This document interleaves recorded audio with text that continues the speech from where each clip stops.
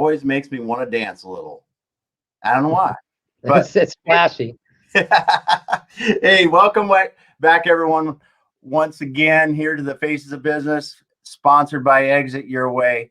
With me today, I've got Kelly Cudworth from PNWB Office Products and NuLeaf Office Solutions. Welcome, Kelly. Awesome. Thanks for having me, man.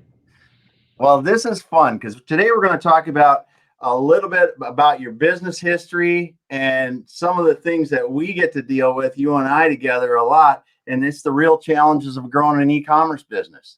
Yeah. Yeah, there's not any shortcomings of that. Yeah. It kind of just it happens whether you want it to or not, because there's some challenges definitely along the way.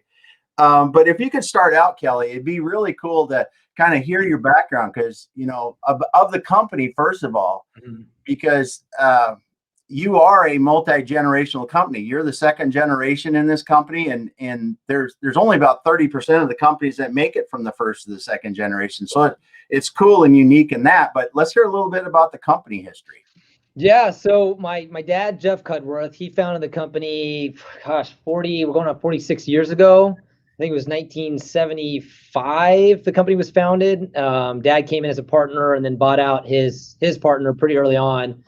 And I joined 17 years ago next month. So, and I took over the business operationally wise, really about 5-6 years ago, and officially as owner this year, the last year, 2020. So it's been my life. I was born and raised in our industry and in the business. And then, the last 16, 17 years of my life, partnering with my dad to, just be part of the business, but then also change, the business so much. And so it's been good. I mean, it's interesting to hear that 20-30% of, multi-general business. I never knew that stat. So, I live it, and I have a lot of friends and associates and business associates my age that are going through and have gone through the same thing, whether they're entering family business and either taking over for their dad or in the process. So I'm around other individuals like myself. So to hear that stat so low, it's surprising, but, I'm very blessed that I had the opportunity to have a dad who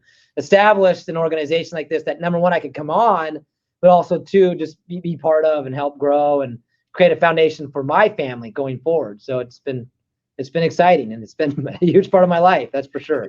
Yeah. So when you were starting out in the business, you were doing sales, right? Oh yeah. So it's interesting. So my dad, my dad's the greatest guy in the world, but growing up, anybody that knew our family, I think could appreciate the fact that my dad and I didn't really necessarily see eye to eye as I grew up. Dad came from kind of a military sports background, was an all-star athlete, played at OSU basketball, and I was this like free flowing hippie kid that just wanted to pursue a professional climbing career, growing my hair out long, right?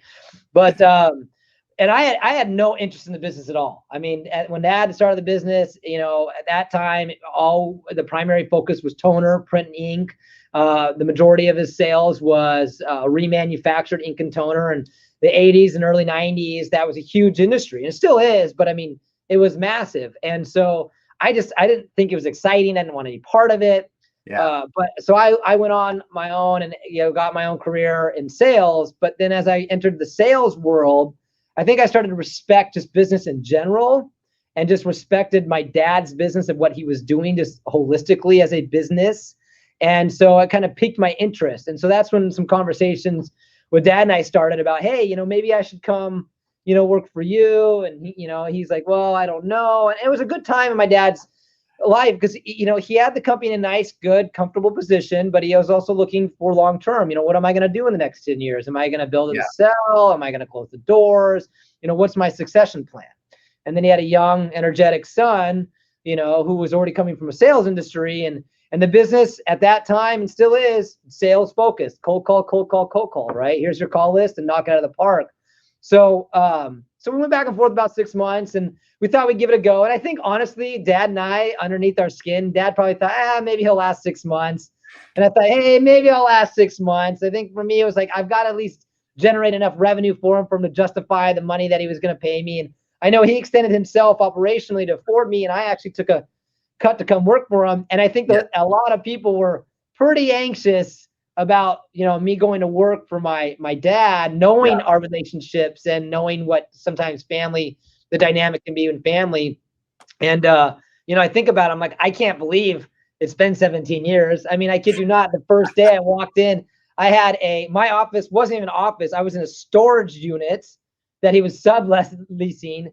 I had a computer that had no internet.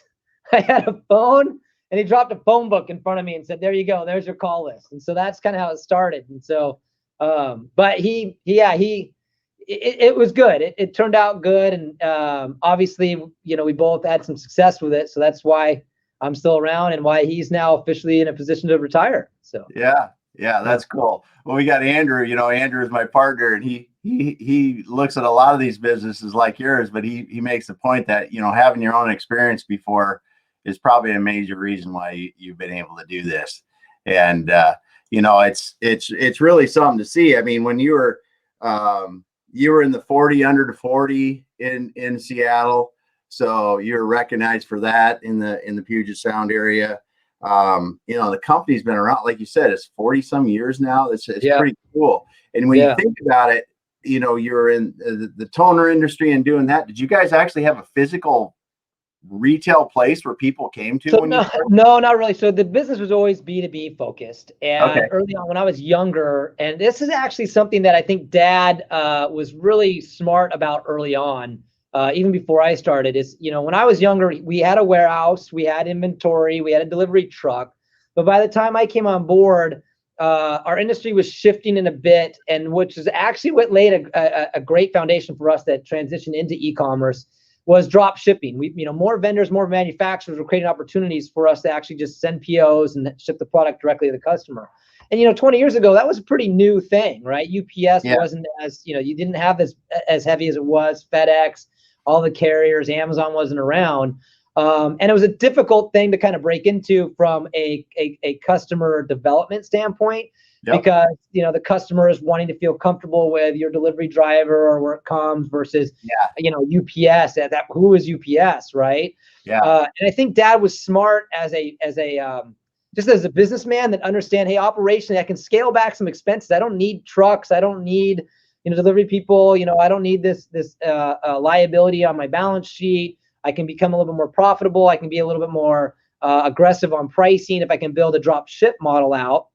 And then he really just started to focus on the customers that could kind of accept that dropship model. And so he was really smart in establishing that. So when I came on board, he kind of already had that in place. And that really helped me kind of, take off and grow with more of the technology wanted on board. So, I really just have to give a tip to the hat of Dad, early thinking of coming up like, hey, this could be a much more efficient manner for us, not only to operate our business financially and operationally wise, but also a more efficient manner for us to engage and touch customers on a national level, right? Because we only had delivery drivers local at Seattle, the South Seattle, and so it allowed Dad to really start pursuing more government contracts, bidding on state and local contracts, counties, cities, federal, and so we could reach like Kansas City, we could reach the Pentagon, and that opened up a huge door. So when I came in hot and hungry, my territory was the nation in a way, right? We had to kind of refine it and keep it together, but he really established an amazing foundation for me. And that, again, the other blessing for Dad is, we didn't always see eye to eye, and we still don't. I mean, I can tell you there have been some, Dad's very energetic like myself, and we're very aggressive individuals in a good way, right? We're competitive. So there have been some battles, but, I came in hungry and ready to go, and I knew it all, right? Like, I'm like, hey, Dad, I know what I'm doing. I know what's going on. And, you could just see him sit back and nod his head. But the thing about him is he never really created barriers for me. He just let me run. And he let me run to a point where like, hey, until I hit that brick wall or fell down, he wanted me to hit that brick wall and fall down. Either one, he could say, hey, I told you so. Or two, he'd be like, hey, maybe this young kid actually pulls it off and something good happens out of it. Let's see what he does, right? So he never, even when he would disagree with me, whether he would tell me that or at times tell me directly, like, I don't believe it and I don't think it's going to work, he would never stop me from trying. He'd always let me continue to progress. And I think he also understood and appreciated that he knew innovation was important. And he knew that our industry was transitioning innovation. We could hear it from the manufacturers. We could hear it from the distributors. We were seeing more and more competition come. Like what we call the big box stores. The Office Depot started to pop up. The Staples started to pop up. Then they started entering the business. Then they started entering the commercial sector. Then the superstore started to pop up. Your Walmarts, your Fred Meyers, right? And then, you start to hear this, what's this Amazon thing? What's this online thing? So I think Dad was really smart in thinking, hey, there's a transition coming into the industry, and I'm going to need someone hungry, energetic, and willing to go after it. And I was his guinea pig in a way. So, he really allowed me off the leash. And I know that in some environments, I mean, what kind of business owner is going to, number one, hire, somebody young and energetic and let them just go for it operationally and make big operational decisions? And number two, let it be their son. I mean, I've got a 10-year-old son right now, and I find myself wanting to control him all the time. Like, no, you got to do this. You got to do that way. So I think it was probably double hard for him to acknowledge, hey, I got this new guy coming in who wants to do everything and control everything, and I have to let him go. And number two, it's my son, right? And I keep telling him and managing him. So, he really gave me a huge opportunity to do that. But he also was always there, as a blessing, as a safety net. I mean, any other entrepreneurs out there, I mean, I've got to just say, if you're starting your own business or ever started your own business from scratch, I don't have that experience. I was able to walk into a business that already had some sort of foundation. So, to be able to start your own business from scratch, that is a no joke, hard thing to do. And so I absolutely appreciate anybody that's ever done that, because I had the blessing of a father who had that safety net for me, So, and over the last couple of years, I've had to cut that safety net because, I've had to be able to grow myself, but at the same time, I got to let him go. Right. It's his time, let go and enjoy life a bit. Yeah, and I'm sure he sits back and grins now to see your business doing what it's doing, and he's happy to see that you've charted a different path, but a successful path for the business. Yeah, and he's excited. Obviously I've got kids, so he's excited to see it with the grandkids, and I hope he's excited about the generational transition too. We'll see where my kids are when they get older enough, but right now I'm just head down and just trying to build. So yeah. Well, let's talk a little bit too, and we'll talk a little bit. You got an award last year too. Let's talk about that, because that's kind of cool. I mean, what was it, from the 13th fastest growing company in the Puget Sound? Yeah, which was a exciting surprise for us. I mean, when I was honored as 2015 Puget Sound Business 40 under 40, that was a really cool experience, and so I think that put me in there on the radar. And I had a pretty good feeling we were going to be on the list, because the list is about 100 companies, because we've had a lot of fast growth in the last 5 years, which has been tremendous, but it's also created a lot of challenges and needs for support, like, individuals like yourself and Cross Northwest have been huge resources for us. But I think it was nice to see that as an honor, and it was exciting to see that we were 13th out of 100. So it shows that, what we're doing is working, and how we're doing it is working. And so we want to continue to keep taking that on for the next couple of years. So, yeah. Well, that's cool. So we're going to talk more about business, because we're going to get into e-commerce after this, but talk a little bit about your charity, because I really think that people hearing this and understanding New Hope Street are going to connect with it, because it's cool, man. Yeah. So, that actually, the seed of that started with my wife. Gosh, was it 10 years ago? So early on, when I started working with Dad, I was always trying to figure out ways to build business, right? And, I would attend golf tournaments and, started leaning into marketing and how do we develop leads? How do we develop relationships? How do we network? And so I started putting on just kind of hokey dokey golf tournaments, and at that time, we didn't really have a solid brand. If you can believe it, when I started with Dad, the name of our company, the name has always been Pacific Northwest Business Products, but we deviate as the Cartridge Family, because all we did was sell cartridges. We had a little cartoon logo and everything. We went through a whole rebranding about 10 years ago or something. But so I was putting these golf tournaments on. I just wasn't really seeing anything come out of it. And, what ended up happening is I would charge people, I don't know, $120, and they would always have a little bit of money left over, and we just kind of checked the Red Cross. And my wife one year was like, hey, what do you want to do for your birthday? And I'm an active cyclist, and I don't really have a lot of close friends that cycle. So I was like, hey, let's get a bunch of people together and do a big bike ride and, maybe raise some money for charity. And that landed the seed for this bike event we put on every year out of Carnation, which the last time we had was, over 120 kids and families riding. We raised over like $20,000. And so we had done it for different charities. And so initially it started with a cause marketing focus. Hey, how can we leverage our brand and our business to support local communities, local charities, and honestly, selfishly give ourselves a little bit of a pop out there in the marketplace, give ourselves a little bit of acknowledgement and, here's what we're doing, and engage customers at a different angle, right? And so we initially started working with some nonprofits directly, but we found administratively that became difficult because we had to leverage on their operation. It wasn't our own 501c3. It wasn't our checking account. Yeah. So over a handful of years, I've been doing a lot of networking, and as all business entrepreneurs should be doing, is network. And I had established, and I feel I established a nice a network of other business owners and executives in the region. And I pulled them all together, and I said, hey, listen, we're going to fire up a nonprofit. Maybe it's just going to be for our bike event. I don't know, but we just need to set up a 501c3.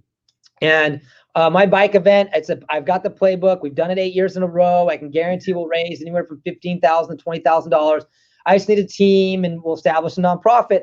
And really, I was like, I need $2,000 to pay the lawyer to start the 501c3, right? I did this over we were as a happy hour. So I brought them all out. I bought them all a beer. I said, great, you into it? Everybody's got to cut me $150 to be on the board, right? To establish it. But the thing about it that just blew my mind was the support that all these other business owners and executives connected to with it. Because that thing that I think we realized was that there is a need and an excitement and a want for small and mid-sized businesses to establish some sort of cause marketing, or to be consistent with a partner that supports the community or organizations that they're passionate about. But it's difficult as a small or mid-sized business to really just launch your own cause, launch your own brand, right? Obviously enterprise companies can do it. Amazon's got their Smile, but how do we do it as a small, mid-sized business? And so it was like, hey, what if we collaborate and establish one organization, and through that organization, each person can be part of or have resources to a toolbox of whether it be branding resources, web development resources, signs, coffee distribution, whatever. These are all the companies that are part of it. And we established our own nonprofit, and then we put on different events. And not only are we supporting our companies, our brands, but we're creating a great opportunity to bring money and resources to children and family in need. So that started New Hope Street. And part of the board, I couldn't believe it. I mean, I was going to these guys, and I was like, listen, guys, I don't have any money.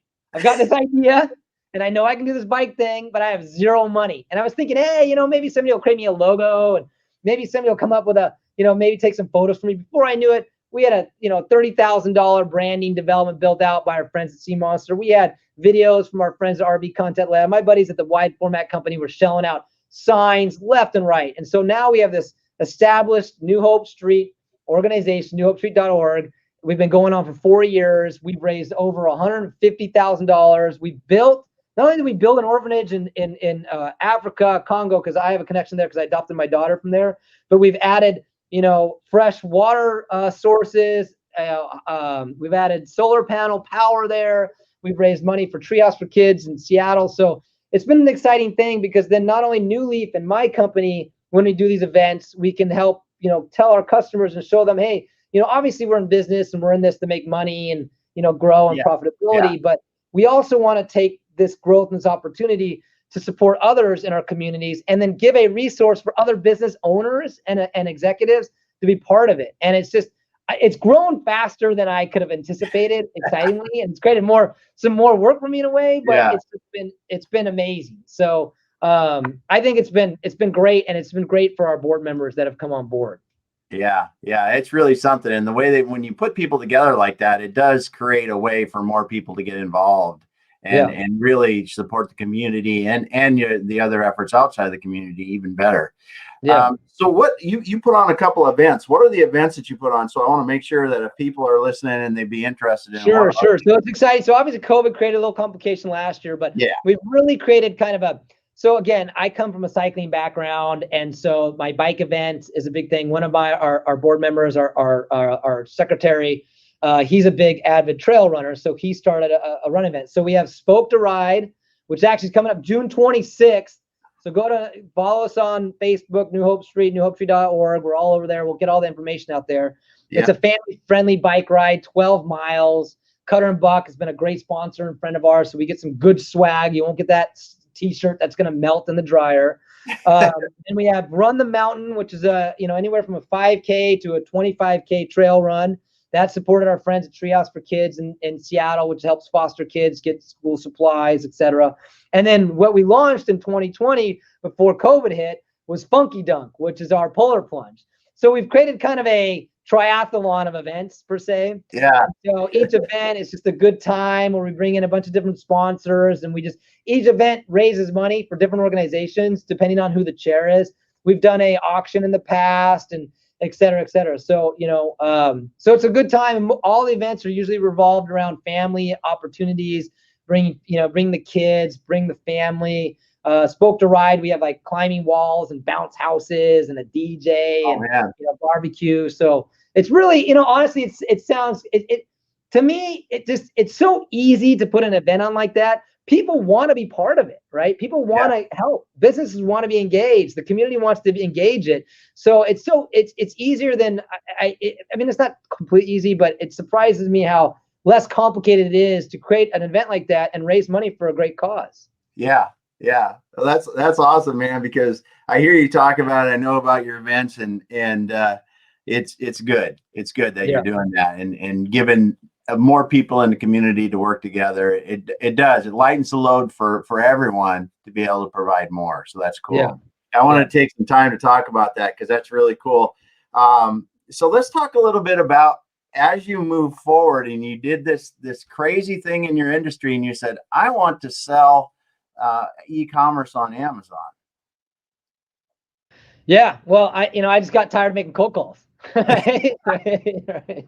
Right. No, I mean, so the e-commerce world for us, from the minute I started with Dad, there was always a goal to build online e-commerce, right? I mean, when I started with Dad, I think a big thing for him, and again, thinking forward was, we needed a website, right? Yep. At that time, 17 years ago, people just needed a website. So, we had already established a business model of drop shipping, be able to ship anywhere in the US, right? So, e-commerce was a natural transition for us to focus on. That said, it really didn't start ramping up until about 6 years ago, right? And so we had always built out, we've always known data, we've leveraged data. What's interesting is we are a GSA contractor, which means we have a contract with the federal government. And the GSA has a platform called the GSA Advantage. And it's a bit old and outdated right now. However, it was the Amazon before Amazon. It really acted just like a very similar Amazon platform for the federal buyer. Like when people ask, like, what's the GSA Advantage? I say it's the Amazon for the federal buyer, right? So, as a reseller, you could go list product. There was multiple resellers. They started consolidating product pages, so multiple offers were in there. But working with that and really leaning in on that, it became obvious to us that knowing and being intimate with your data and your content was critical, because early on you just throw a part number up there with a cheesy description, no image, you get no sales, right? So we realized, hey, we got to really have some robust, strong data. And so we started leaning into our distributors and our manufacturers to make sure they could provide that for us through our government channel. Then Amazon came along, and at first it was like, no way, Amazon, you are a competitor. You are disrupting my industry. I mean, I have some associates at Amazon now and some reps that we work with, and they always make fun of me every time I go over there and meet with them, that the first call I got when they were reaching out to me to start reselling is, I was like, no way. And I had to spend an hour just lighting them up about how they were disrupting my industry, how they were selling that fraud, blah, blah, blah, blah, blah. But once I got it off my chest and calmed down, I was like, okay, let's have a conversation and let's see where we can go. So, the thing for me was like coming back from sales, driving around in a suit, walking into customers. I was driving 5 hours a day to Spokane. I would sit down with my clients in the federal, state and local, and B2B commercial space. And every time I walked into their office, I would sit down and I would talk to them and work with them and do the whole sales process and develop the relationship and build the account. And I would look over and all I would see are boxes being delivered from Amazon, orders on Amazon. And so, and I would always go on to Amazon, like, how are people selling? There's no way this is going to last, but clearly it was lasting. And more of the customers were flagging, hey, I can find it cheaper on Amazon. I can find it cheaper on Amazon. And it was driving me nuts, right? But as a business person and as a business owner and as a salesperson, I think the most important thing is to know where the customers are and where the money is. And there's no question there was a lot of customers on Amazon and there's a lot of money flowing through there, right? So somehow somebody's making it work.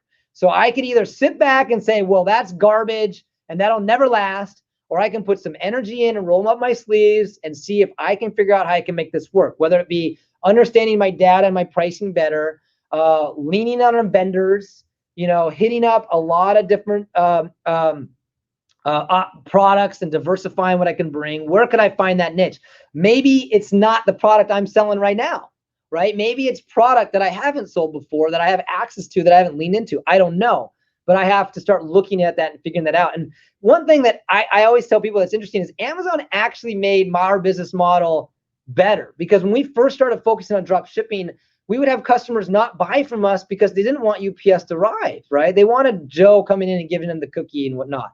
But as time went on, the buyer demographic started to change. Traditionally in my industry, office supplies, it was traditionally a female buyer at the age of like 40 to 60 that was placing the order. And then as that demographic started to change, younger generations coming in, and as individuals and consumers became more comfortable with buying and having UPS arrive at their own residence, then they're like, ding, ding, ding, maybe I feel comfortable about buying on Amazon because UPS is okay. So then what we started to see is customers that want to buy from me in the past, because I didn't have my own delivery drivers, started coming back because they were either new buyers in there and they were cool with UPS showing. But then, of course, Amazon kind of teetered that back because their competition came so strong. So, we started negotiating hard with my vendors. I basically just started making some strong conversations with my vendors and my distributors and manufacturers. I said, listen, I know our industry is against this, but the bottom line is there is business there. And our industry is a bit old school, right? And our industry was resisting Amazon and still does very aggressively. And I said, listen, you can't ignore it. And our industry couldn't ignore the fact that data was there. Customers were buying from Amazon. They were buying from you and Amazon, right? Or they were buying from online. Or if you didn't have your website up and efficiently running with competitive product, accurate content, you were going to lose regardless if it was Amazon or not, because they wanted to start purchasing and sourcing online. Even if I had a contract with a state agency, I still had to have a website that functioned in a format that they expected and that price was accurate and consistent, which means back end, I had to have systems in place to ensure we manage that for those contracts. So since those systems were already there, we're like, okay, how do we bring this to Amazon? And so it was a bit of a bite, but I think we knew what we were going into with Amazon in regards to the relationship with them. They have very high level expectations of performance. I've said this a couple times. I think the thing is, with Amazon, the consumer is not going backwards. And I mean that in a way that the consumer, Amazon's created such an expectation when it comes to purchasing online that, hey, I can have my product in 2 days. Yep. If I don't get it, I'm going to get a refund. I'm going to get a free return. They obsess on me. I'm taking advantage. I want to leave reviews. I want to complain. I don't want to get charged a restocking fee, bing. All these things that my industry had a tough time providing or wouldn't provide. Hey, you want to return something to me? Sure, no problem. Ship it back to me on your dime and I'm going to charge you 20%. That was always the base, right? So I think what we realized is that we had to create an operation that, not only could bring in a competitive and create some solutions and some techniques and some, get I don't know, unique about how we can price things out, but also operationally, how can we continue to support the performance requirements that Amazon makes? And how I looked at it is that, hey, if I could get my business to a level that we could perform and maybe even outperform the expectations that Amazon has, and work with my vendors and establish positive relationships with my vendors and manufacturers, not to the point where I'm grinding them on pricing. Let's create something new and unique. Let's create a strategy, because you can't deny that this industry is changing and the consumer behavior is changing and Amazon's leading the way. So if we can get in there and have success and figure out how it works, I mean, hey, pull the curtain behind your biggest competitor. There's a lot of information there, right? So if we can figure out how to get in there and be successful, what could we do outside the platform, right? So, when Amazon came along, I was like, this is a great opportunity for us to dive into it, because we've been fighting to get eyes on our product and our brand just on our own website. And in our industry, that's a big fight. That's a lot of money you got to spend. That's online marketing. That's clicks you're going after. That's Google AdWords, all that stuff. And it's just tough for a small business to do that. Whereas Amazon, the eyeball's already there, the volume's already there. So it's kind of just plugging into that and trying to be smart about that, and then take that and bring that to our other side. So I apologize, a long answer, but that's why. It's good. Yeah. It's good. So can you remember so when you first got on Amazon, how many products did you load? Oh, I think I started with maybe 900 SKUs, and at that time we had access to about 25,000 SKUs total. And it was it was a very manual process for me, because I had to learn it. A lot of flat files, Excel. Like I said, it was a lot of bumps and bruises in the way, but that's how we started with, about 900 SKUs, just to kind of test the waters and, go from there. So can you remember the first order you got? Yes, it was a bad match.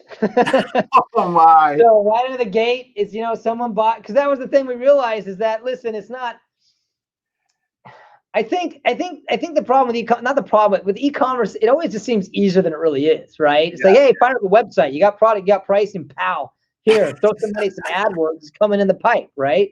And then with Amazon, same thing. They make it sound like easy. Hey, it costs you $39 a month. Why wouldn't you fire up an account? Oh, UPC code matcher, load it up versus UPC.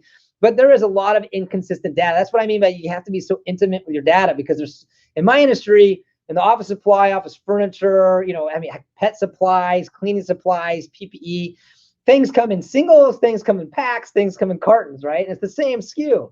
So, when you're relying on somebody else's platform, whether that be Amazon, Walmart, Overstock, Fisher Science, GSA, and you're relying on their data to accurately match your data, you can't fully expect that to be the case, right? So we uploaded all our data anticipating Amazon would have their act together and know how to match UPC codes.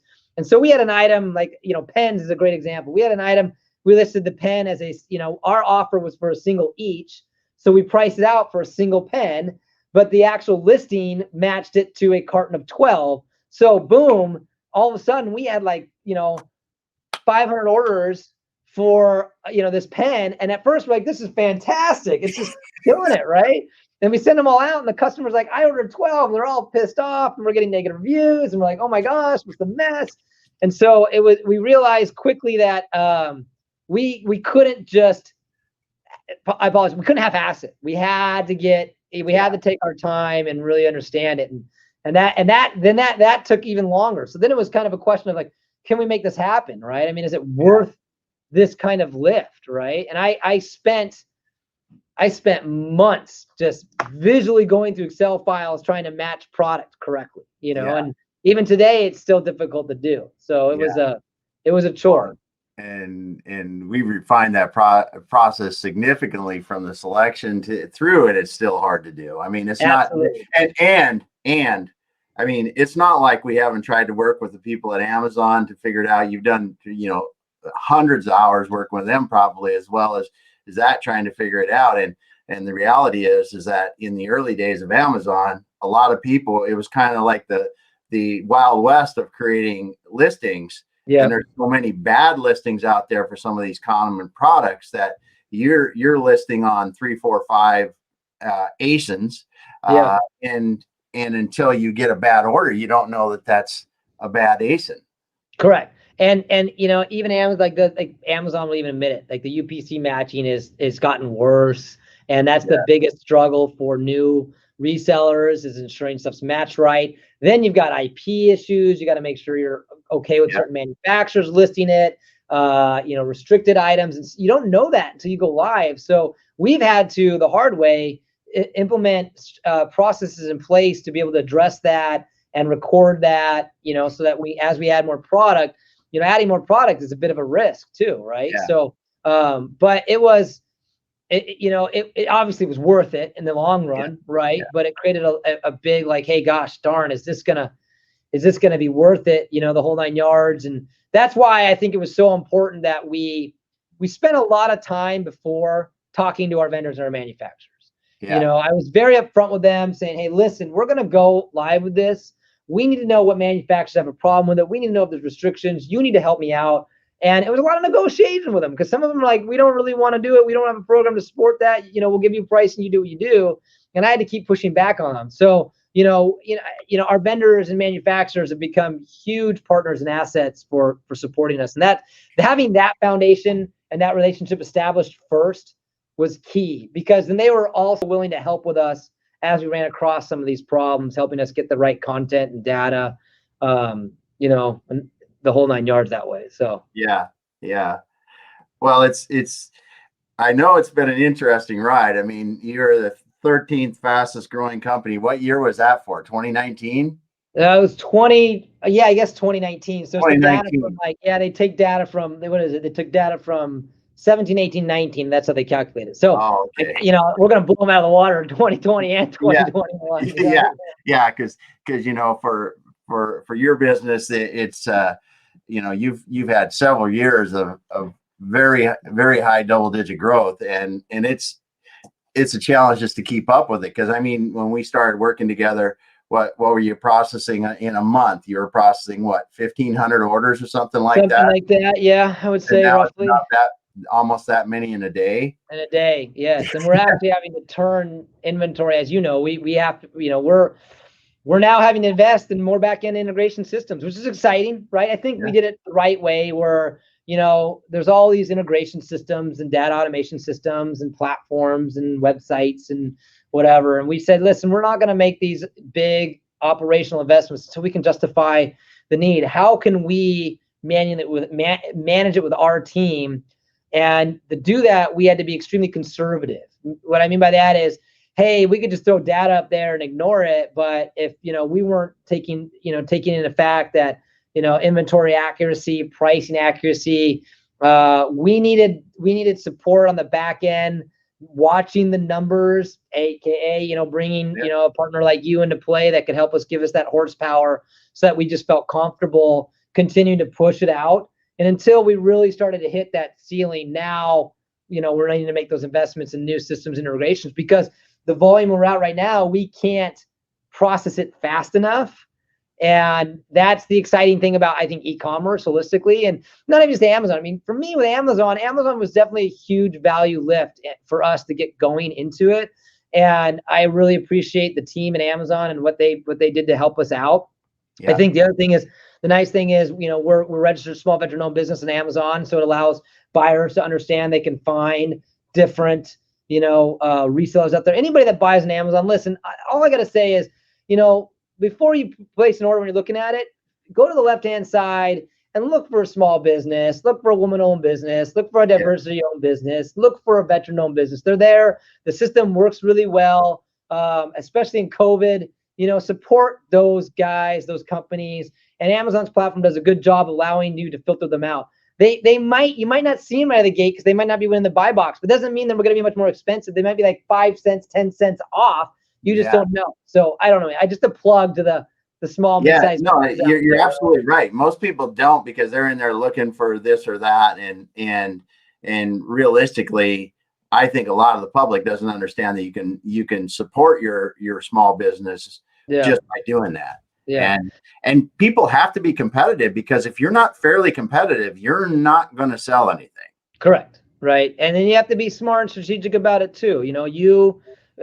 You've been a huge asset to us, coming up with some strategies and how we can, play with pricing, which then now fast forward, 6 years, we're negotiating, we're having different conversations with our vendors now. Hey, we proved to you we can do this. We've got an idea over here we want to try. And they're, as opposed to them saying, hey, let me run it up the flagpole and I'll get back to you in a month. They're getting back to me in days. Let's give it a go. But, I think also in the subject of e-commerce, I mean, obviously Amazon's the gorilla in the room, right? But I think the value that we found, really leaning to the e-commerce channel and, where we're having success is really working on diversifying and diversifying platforms. And I say this to a lot of people, even before COVID, the brick and mortar malls, there's no question around, have been struggling, right? E-commerce has been coming. COVID took the e-commerce channel to where it would have been in 10 years to today, right? I mean, it just, light speed, where the consumer was, right? And so what I'm seeing now, and what I'm personally predicting in the next 5 or 10 years, is to see more of a competitive platform to Amazon start to develop, because what's happening is Amazon has seen so much success with their third-party resellers. 60% of their business is coming from dealers like me, not from Amazon Direct. They are making a buttload of money on third-party resellers compared to their 1P. There's no question about it, right? Walmart is doing the same thing, right? They see the value in partnering with us. They also see the value, I think, for the country and showing, hey, we're supporting small, mid-sized businesses. But what I mean by the brick and mortar mall is, I don't think the mall is dead. I think the mall is transitioning to the digital world.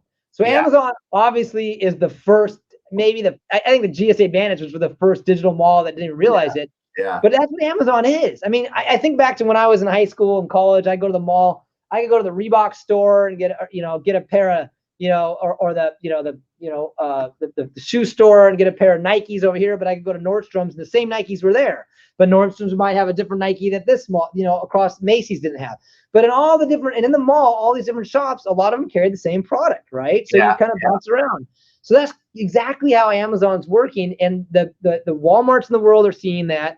The Overstocks are seeing that. The Fisher Sciences are seeing that. So from an e-commerce strategy, it's exciting being an e-commerce dealer to see, hey, we're seeing this build out where these new platforms are building and they're wanting resellers. We're getting calls with people excited about reselling. I've got, I'm getting calls from really small, like neighborhood shop websites that are trying to figure out how to onboard third-party resellers. And, they're looking for people with e-commerce experience. So that's what I mean by the diversification. Amazon created a huge opportunity for us to really build our business and grow.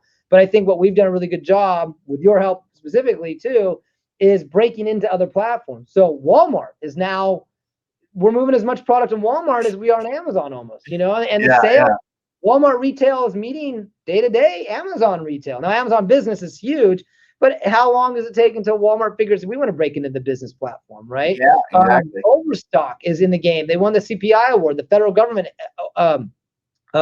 has put out a mandate that the federal buyers need to start buying off of commercial platforms so they can track what they call tail and spend a bit more. Now, Amazon was an awardee of that, and they're doing a great job supporting the federal business that way, but there are other platforms that are coming into play as well. And so, and then also my own website. I mean, my website's had the best performance it's ever had in the last 2 years because we've taken what we've learned by selling on Amazon and Walmart and started applying it to our side.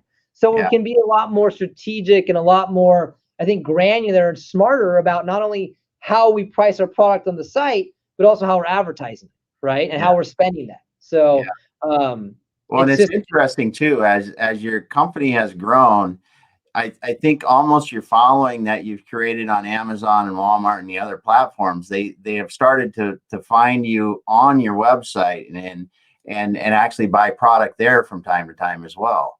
Yeah, because sometimes it makes sense, and the pricing's a little better too, obviously because of some fees and stuff like that. But I think that's interesting because it's happening as well. And like in other clients that we worked with, the same kind of thing happens is when your brand starts to grow and your popularity and such, people start to find you online on your own site because it kind of becomes their place to buy. I think that's a huge point you just made that I think anybody entering or in the e-commerce world should know or already knows, is that when we're selling on these platforms, Amazon, Walmart, whatever, we're getting charged a fee, right? On average, 50%. So I think that was another thing that held us back. Like, how the hell am I going to be competitive on these platforms to charge me 15% of the top line price, right? Yeah. And so, we've created our secret sauce that we work through, but all of a sudden I've got all this data of what people are buying, where they're buying it, and what they're paying for it, right? Yeah. And they're paying a 15% markup, right? Yeah. So how the hell can I take that item, put it on my website, add maybe 5% for marketing, some AdWords, whatever, drop my margin down 10%. I'm making a 5% lift on my margin, and I'm selling to the customer for 5% less than they're buying on Amazon, right? Yeah. So it's a lot. Again, the tricky thing is obviously Amazon's the gorilla, and they create that convenience, and everybody's on there. But there are business buyers out there. Not everybody buys off Amazon, right? So, but if you're going to do that, you need to make sure your website can function and work to the way the consumer expects. And Amazon obviously has created the secret sauce there. So if you can kind of mimic expectations, return policies, etc. And so we've taken all the pricing and everything we're doing with the vendors, we're just putting that right on our site across the board, right? Yeah. Our struggle right now, honestly, is the brand confusion, right? Because Yeah. on Amazon and Walmart, we're PNWB Office Products. And then on our website, we're NuLeaf Office Solutions. And honestly, when we went on Amazon, because our legal name is Pacific Northwest Business Products, but we just DBAs, the other names. I was nervous about going on Amazon. I was very skeptic, right? And I was concerned, like, well, shoot, if I got to get really aggressive on Amazon, what if my customers find me selling on Amazon for cheaper and they're going to grind me down, right? So we launched it as PNB Office Products, right? Well, now, we get way more traffic as PNB Office Products than we do as NuLeaf. And so we were actually going to start entering for the second time, or really the third time, a rebranding strategy before COVID hit. So now we need to create a new brand that represents that. So we have a huge, great brand representation on these platforms that doesn't really carry over to our own website. So now we're building this new brand up. So you and I have interesting though. 2021. What the point that brings though is those customers are still finding you even though that brand differential. And I think once you do get them the branded similarly, that's really going to push the sales on your own website higher, because it is interesting how those same customers will seek you out and find that. Yeah. And the value with it this way, even though it's created confusion with the names, what I'm realizing is that we've been known as NuLeaf, we've been known as the office supply guys, we've been known as the toner guys for so long, but on Amazon and Walmart, we're the office furniture guys. We're the PPE supply guys. We're the hand sanitizer guys. We're the pet supply guys. Oh, we're the school supply guys. We're the homeschool supplies. If your kids are at home, working through social studies books, you got to go to NuLeafOffice.com, because we've got a huge catalog out there. And that's the exciting thing about e-commerce and working with these platforms, the digital malls, the Amazons, the Walmarts, is that it's become easy. If I wanted to enter school supplies, like the school supplies that we're in, we've always sold administrative school supplies, but the actual in-classroom supplies, the math books, the whatever, right, the toys, before e-commerce, I would have to establish relationships with the vendors. I would have to negotiate pricing. Then I'd have to have a whole team, marketing, selling, building that out before I even got my first sale. Yeah. Right. With something like an Amazon or Walmart, you can test the waters, get activity, get data, what's active. And now when I go to net new vendors and manufacturers, one of our big growth focuses for the next couple of years is bringing on new vendors, bringing on new product. I don't care what it is. It's a toilet for all I care, right? If we can service it and we have vendors and they can follow our standards of expectations for the service for the customer and maintain policies, then when I go to these vendors and manufacturers, even though I might not come from that industry, when I talk to them about what we're talking about right now, their eyebrow lifts, right? And they say, hey, this could be someone who could quickly move product for us. And, some are into it, some aren't. But we've found it easier not only to bring on new product, new vendors, new categories, but to spin up sales like that, right? And then even if they're not making a lot of money right out of the way, and we got, we need to prove ourselves, we know that we can create that activity and create that volume. So we've been able to transition who we are. And so when we do bring that brand over, we're not going to be the toner guys anymore, it's interesting because when COVID hit, I'll run into people I haven't seen in a long time and they're worried about me, right? I mean, the blessing, so many businesses have been unfortunately affected with COVID, but they'll come to me like worried, like, how's your business? How's your business? I'm like, dude, we're going bonkers in the online world. Right. So, but because of that, they still think that, oh, I thought you just sold toner. Right? You know what I mean? Like, no. I mean, toner has become such a small piece of our pie. And that happened quick because of e-commerce, because of these different strategies we've been implementing. Yeah, that's for sure. And it's exciting now. It's literally in like you said, the last supplier that we spooled up, it was like boom, boom. And it's like, oh my God, you were testing it on the platforms and you're like, oh my goodness, this is pretty crazy demand. Yeah. They're very excited about it. It definitely blew them out of the water too. Right. So that's the other thing is when we're bringing on new vendors, we got to do a little negotiation, work with them. But one thing I think that'd be an advice to anybody, doing e-commerce. There's two ways. Either you're shipping the product yourself, right? Either you're shipping it out of your own warehouse or you're using FBA, which is a great, or you're drop shipping. And drop shipping with vendors it can be a very great business model. That's ours. but you have to be honest about what the vendor can or can't do. Yeah. And some of them are willing to make exceptions for you and some of them aren't. And even if they're willing to make the exceptions, the question is their operation in a way that can support the requirement that either Amazon, Walmart, or your own website has?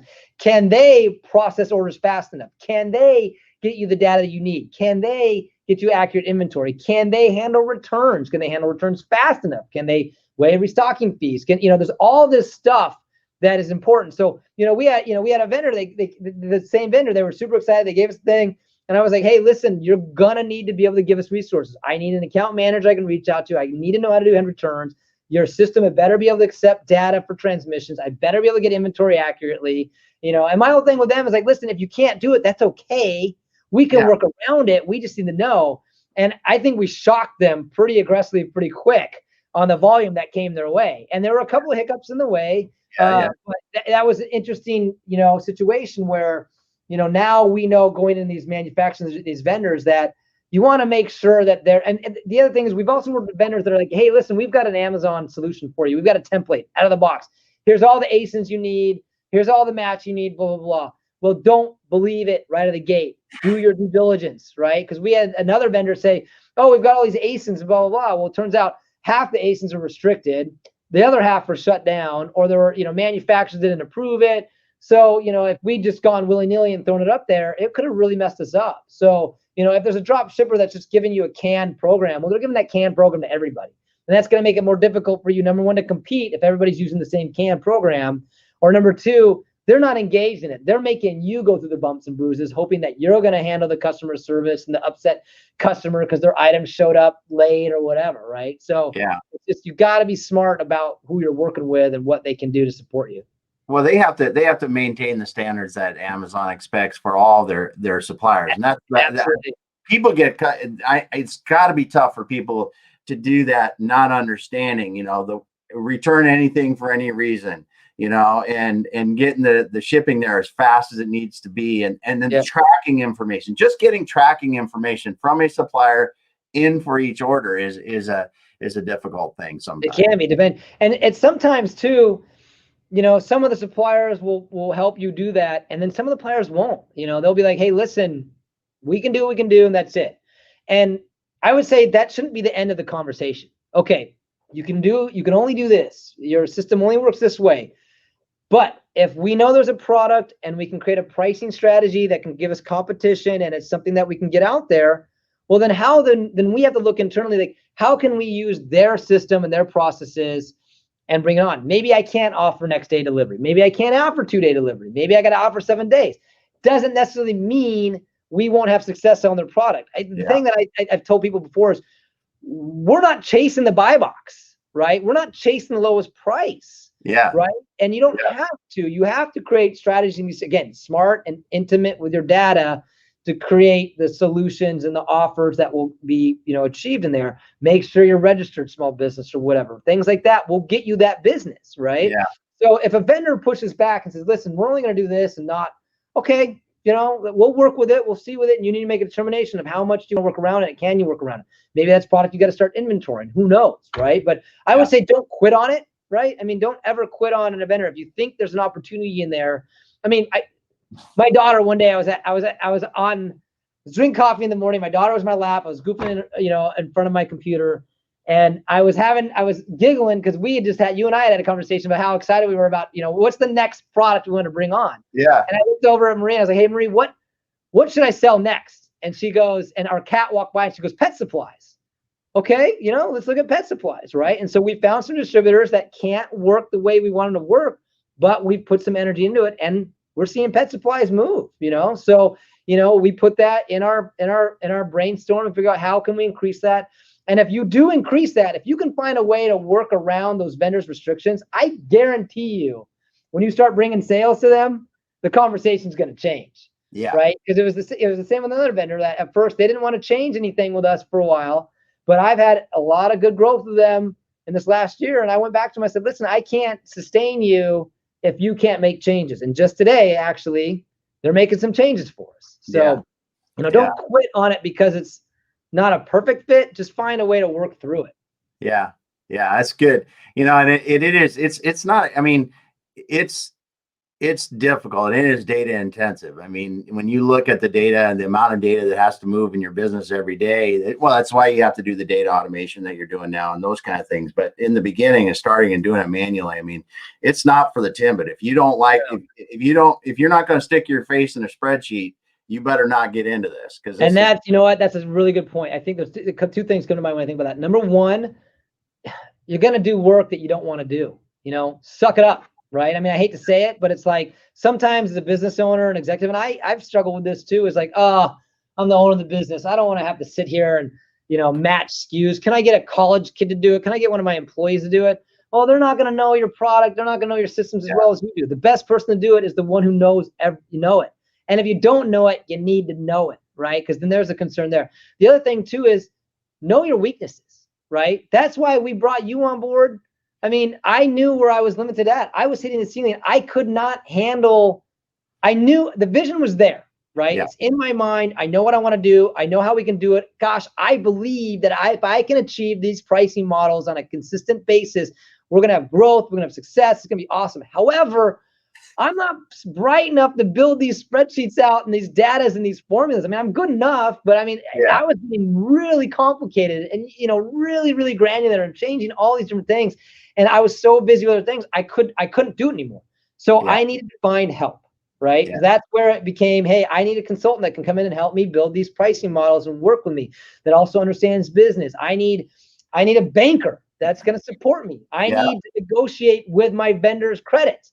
That was the big thing we dealt with early on is I was blown over my credit limits with my vendors, right? And they didn't really immediately want to bump up my credit limits, right? So I was fighting one side, the other side. I was going to the bank. I need a line of credit. I need this. And so I was having to spend all this work on the business aspect of it all, right? And I think that's a big thing for me, going back to my dad, was realizing, hey, that's the thing that, it's one thing to be able to run a company and be the one that's driving what we're talking about. It's another thing on the back end to be like, oh gosh, I got to cut checks to vendors. I got to pay them fast enough. I've got to have the cash flow. I mean, if you're going to grow like we're growing, we have felt that pain and still do. Cash flow gets tricky, right? We need the right banker, the right vendor, the right, everything.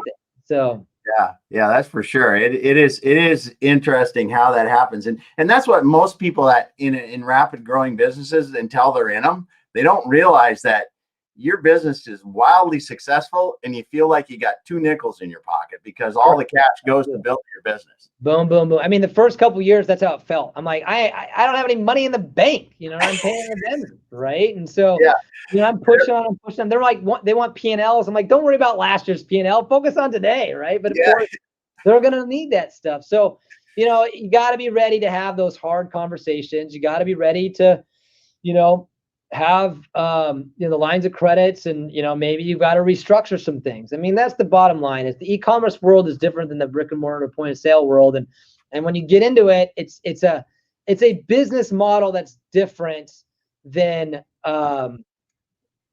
it's just a different business model. I think that's what I've realized, that I've seen when I've talked to other dealers, is like, you can't just hire an IT guy to do it or a marketing guy to do it. You can't hire a Damon to do it. I mean, Damon, you're great. You do a lot of stuff for me. There's no question. We wouldn't be here without you guys. But at the end of the day, it takes everyone working together. It takes the whole business. It's not like you throw it over to my marketing person or my IT, or like you said, or your accountant. It can't be. It takes someone at the top that sees that vision and other people to put it together. And it's committed to it and engaged in it, right? Because it's a completely different business model. I've talked to companies trying to get into this, and I've talked to Amazon, who's like, man, you should see some of these dealers that try to get on. And it's just because the business owners or the executive teams aren't engaged. They just think they can hire someone to do it, or they hire an Amazon consultant, right? Be careful of those. Not to say there's not good ones out there, but they're not all. An Amazon consultant is not going to increase your top line by 50%. I don't care what they say. You are the one that's going to increase it by 50% with the right partners and tools in place. But if you're not willing to approach it from a completely unique and new business model, then it's not going to work. It's a separate business model, right? And at least for us, that's what it was. It was a whole new business model. We had to rewrite the book. Yeah. And it seems like it's getting new chapters every day. It's been exhausting, but it's exciting. We've been definitely blessed the last couple of years, and we're pretty exciting where we're going. So yeah, it's good stuff. Well, just for reference, I mean, you started with 900 SKUs. I don't know. I honestly don't know how many SKUs you have now. On all the platforms. Is it 100,000? So yeah, we've got about 100,000 SKUs active amongst all platforms. Yeah. And we now have a handful of vendors that are piling up that we'll get to when we can automate it. So yeah. it's been a lot. I mean, there's active SKUs and there's SKUs that are selling, right? Yeah, so, exactly. But I think what we've learned, you and I together for sure, is how to increase the SKUs and build the SKUs. But what really shot the SKU count up for us, because I think for us, it's a slow grind. And then we saw an increase, and then I flattened out again, slow grind. And then I found more resources and partners, you guys to come on board. We've increased credit limits, things like that. And all of a sudden a huge shot. Then we flattened out again because, hey, at some point you maximize the catalog, you maximize your pricing. You can't go any further. These are the only vendors you work with. You're squeezing everything you can out of them. So we got to the point where, okay, well, I want to grow still. I'm not gonna sit idle on this. We want to keep pushing the button. We want to keep driving forward. So we bring on a new vendor, right? And so once that new vendor, that's more SKUs, and then you see another spike. So it's the more SKUs we add, the more we grow. But the more SKUs we add, the more diversified we are with vendors, with product categories, with industries, and that creates, for me, honestly, a little breathing room, because there was a time before we almost went out of business one time because we had all our eggs in the federal government basket. Yeah. Right. And the federal market, listen, I've been a federal reseller for, how long? 17 years. Dad's been doing it since day one. And the one thing I know is overnight they can make a shift. It could be a policy thing, a political thing, whatever. Right. And you don't have control over that. So overnight we lost about 60% of our net revenue, literally overnight, just turned off. Nothing we could do. Right. And so as we've grown with Amazon, I've always been concerned. Hey, am I positioning myself to be in that spot again? Right? Am I threatening myself? What if Amazon makes a change? What if the government comes in and shifts Amazon's policy? Who knows, right? So I think it's been really important for us, especially this last year or so, is to diversify the products and the platform, so that if there is an issue with Amazon, Walmart's still there, our website's still there, or the vendor, right? What if your vendor gets bought? What if your vendor goes out of business? What if the product you're selling in your industry declines? The office supply industry hasn't really been the fastest growing industry in the last 10 years. You know what I'm saying? Yeah. So it's kind of like, what's the long-term game, so that you can make sure that foundation is going to be healthy for a long term? Because if something drops off, you're not dead in the water. And that's been, e-commerce has created a huge opportunity for us to do that quickly. Yeah. Well, that's awesome, Kelly. It's been great, man. And it's been a pleasure talking with you today. And I'm sure other people, we got Ira's been putting some comments here while we're going, and Andrew dropped another one, because everybody knows, cash flow never changes the same, and Ira was talking about cash is king. That's king, baby. That's the truth, man.